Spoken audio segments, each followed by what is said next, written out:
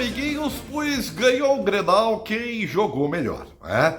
Quem esteve mais próximo de fazer o gol, quem se propôs a tentar ganhar mais do que o seu adversário. E o Internacional jogando dentro de casa.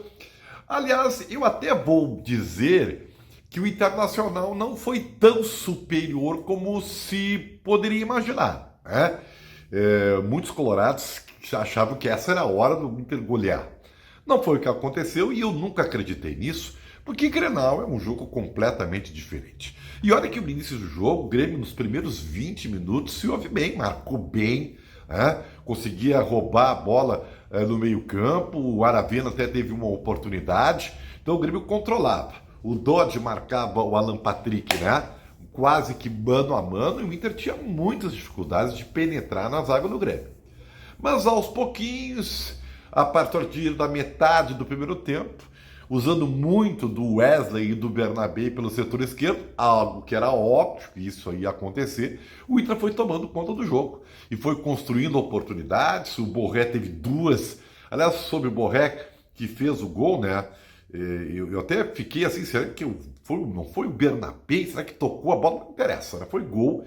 E se tocou no Borré, é do Borré, tá? Ele é um cara que, na minha opinião, não ataca a bola, né? Um centroavante que ele espera a bola, em vez de atacar. Então ele perde muitas oportunidades para isso. Mas esse é um outro assunto.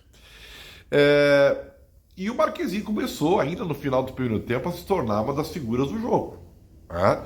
Fazendo 2, 3 defesas importantes. No segundo tempo, o Internacional começou melhor, novamente, mais incisivo, né? E teve em determinado momento o Grêmio, a ousadia, eu diria. Sim, porque Renato, quando coloca Soteldo e Aravena com Bright White e Monsalve, ele tenta ganhar o jogo. Ele tenta ganhar o jogo. É ou não é? Estava 0-0, o Inter produzia chances, o Marquezinho defendia e ele tentou, né, tirar o coelho da cartola.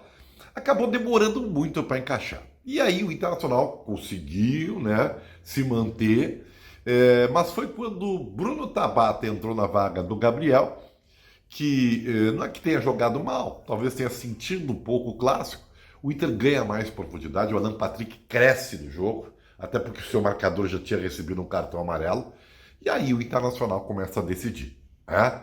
O gol tem a maestria do Alan Patrick, nos seus raros momentos de liberdade, com o Bruno Tabata, o chute do Bernabé e o desvio do Borré. E ali o Inter materializava o seu melhor futebol, a sua superioridade, que não era tamanha, como poderia se supor, mas como falei, não acreditava nisso, porque não, é um jogo diferente. Bom, o Inter continuou, né, tendo algumas oportunidades, de novo o Marquezinho salvando, e aí o Grêmio, já com o Diego Costa, né, naquela história do Renato de botar tudo para dentro e vamos lá, criou suas chances. O Rocher teve que trabalhar, né? Então, vejam como o futebol né? O Inter foi superior, mereceu a vitória, na minha opinião, mas o Grêmio teve chances de empatar no final ali, com o Rocher tendo que fazer defesa. Tem uma bola com o Arezzo que ele cabeceou livre e foi na rede pelo lado de fora. Não, o Diego Costa teve 2 bolas para cabecear com liberdade e não conseguiu, né? E o futebol é assim, é feito no detalhe. No resumo da ópera, eu vou dizer o seguinte: por mais que o Inter não tenha sido majestoso, brilhante, eu não esperava isso em Grenal, se nota, para quem vê o futebol com um olhar menos apaixonado, onde está a diferença. Muitas vezes é no detalhe. O que eu quero dizer? O Internacional tem um trabalho ali, né? Veja, quando o Roger notou que já não estava conseguindo gás para penetrar no segundo tempo, ele tira o Gabriel, põe o Tabata. E isso está treinado. No Grêmio, não. No Grêmio, o Renato pega a folhinha dele na beira do gramado. O que eu vou fazer agora? É um cara empírico, entendeu? Eu vou fazer isso. Não está treinado. E é por isso que não dá certo. O Monsalve demorou uns 15 minutos para tocar na bola. Por quê? Porque não adianta tu botar Monsalve, Soteldo, deslocar a Aravena para direita. Não foi treinado isso. Né? Até porque o Grêmio teve 2 a 3 treinos depois da tal folga. Eu achei tão gozado a entrevista do Renato.